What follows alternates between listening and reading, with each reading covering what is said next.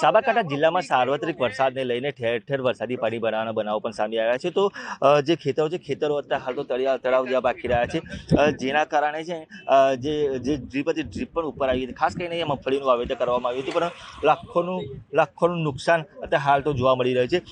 આપણી સાથે ગામના કેટલા સ્થાનિક ખેડૂતો પણ ઉપસ્થિત છે. આપણે એમને પૂછીશું કે કેટલા વિસ્તારમાં પાણી ભરાયું છે અને કેટલું નુકસાન થઈ શકે છે.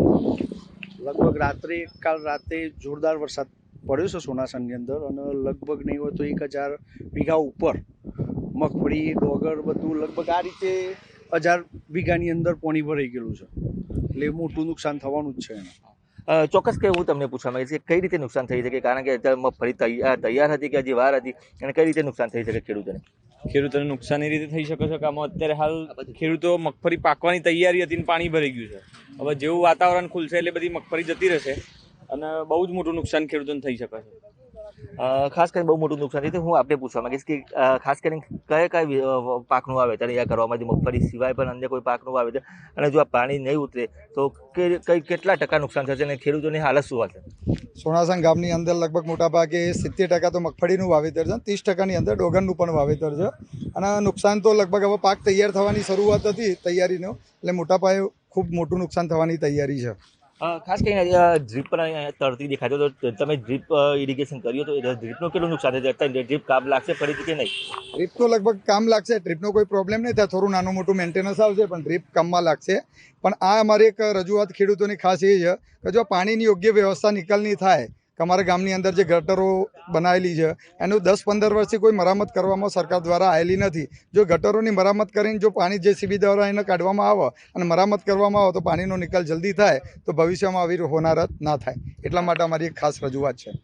ચોક્કસ કહેતા હાલ તો સ્થાનિકોની એક જ માંગ છે કે જે આ ખેતરમાં જે પાણી છે, પાણીની નિકાલ થાય, યોગ્ય રીતે નિકાલ થાય, તો આ જે ખેતરમાં પાણી ભરાવાના સમસ્યાથી છુટકારો મળશે. કે ફરીથી એકવાર તમે દ્રશ્યો બતાવીશ કે જે આ ખેતરો છે, તમામ ખેતરો અત્યારે હાલ તો જે પાણીમાં ગરકાવ થઈ ચૂક્યા છે. મોટાભાગના ખેતરો એવા છે કે જે પાણીમાં અડધા ફૂટથી લઈને નીચા સમાજ જેટલા પાણી પણ અહીંયા તો અંદર ભરાઈ ગયા છે. એટલે ખેડૂતોને આર્થિક નુકસાન થઈ શકે તેમ છે. જેમ જેમ પાણી ઉતરશે તેમ તેમ નુકસાનનો આંકડો બહાર આવે તેવી શક્યતાઓ હાલ તો વર્તાઈ રહી છે. ઈશાન પરમાર, ન્યૂઝ 18 ગુજરાતી, સાબરકાંઠા. સાબરકાંઠા જિલ્લામાં સાર્વત્રિક વરસાદને લઈને ઠેર ઠેર વરસાદી પાણી ભરાવાના બનાવો પણ સામે આવ્યા છે. તો જે ખેતરો છે, ખેતરો અત્યારે હાલ તો તળાવ જેવા બાકી રહ્યા છે, જેના કારણે છે જે ડ્રીપ હતી, ડ્રીપ પણ ઉપર આવી હતી. ખાસ કરીને અહીંયા મગફળીનું વાવેતર કરવામાં આવ્યું હતું, પણ લાખોનું નુકસાન અત્યારે હાલ તો જોવા મળી રહ્યું છે.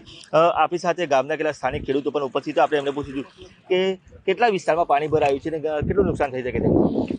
લગભગ કાલ રાતે જોરદાર વરસાદ પડ્યો છે સોનાસણની અંદર, અને લગભગ નહીં હોય તો 1000 વીઘા ઉપર મગફળી, ડોગર બધું લગભગ આ રીતે 1000 વીઘાની અંદર પાણી ભરાઈ ગયેલું છે.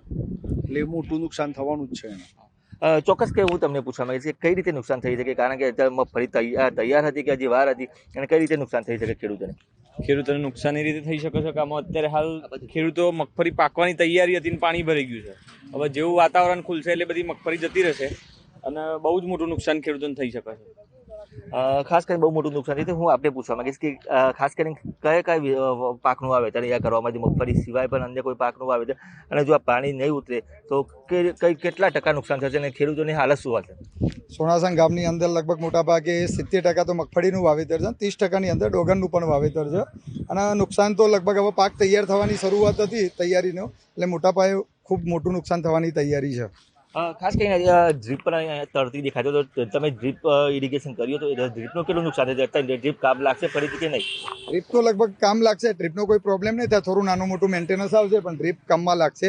પણ આ અમારી એક રજૂઆત ખેડૂતોની ખાસ એ છે કે જો પાણીની યોગ્ય વ્યવસ્થા નિકાલની થાય, કે અમારા ગામની અંદર જે ગટરો બનાવેલી છે એનું 10-15 વર્ષથી કોઈ મરામત કરવામાં સરકાર દ્વારા આવેલી નથી.